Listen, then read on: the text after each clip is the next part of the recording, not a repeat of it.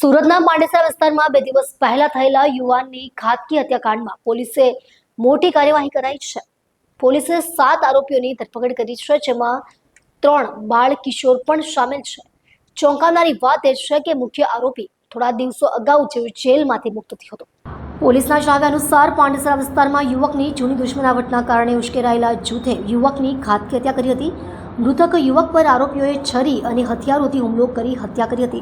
ઘટના બાદ પાંડેસરા વિસ્તારમાં દહેશતનો માહોલ સર્જાયો હતો. ઘટનાને ગંભીરતાથી જોતા પાંડેસરા પોલીસ અને ક્રાઇમ બ્રાન્ચે સંયુક્ત તપાસ હાથ ધરી હતી. સીસીટીવી ફૂટેજ અને ટેકનિકલ સર્વેલન્સના આધારે આરોપીઓની ઓળખ કરી હતી. પોલીસે ચક્રો ગતિમાન કરી આરોપીઓને ઝડપી લીધા છે.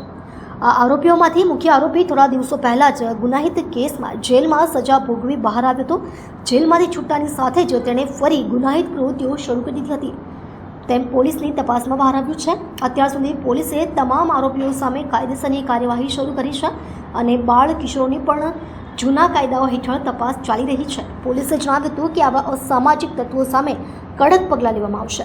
कुछ दिनों पहले पांडेसरा पुलिस स्टेशन के वड़ौद गांव में एक मर्डर का बनाव बना था, जिसमें कि 10 लोगों ने मिलकर एक व्यक्ति की हत्या की है और इन 10 लोगों में से कई लोगों का कुछ गुनाहित इतिहास भी रहा है और इन 10 लोगों में से 7 लोगों को अभी तक अरेस्ट किया जा चुका है. इन 7 लोगों में से 3 लोग जुवेनाइल हैं और बाकी अभी 3 आरोपी, जिसमें कि मुख्य आरोपी अवधेश सहानी भी शामिल है, वो तीनों अभी वांटेड है और उनको धरपकड़ करने की तजवीज़ पूरी तरह से चालू है.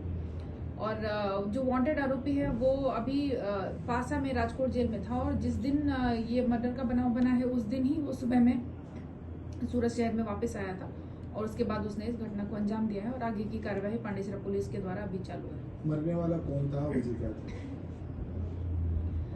सुरेश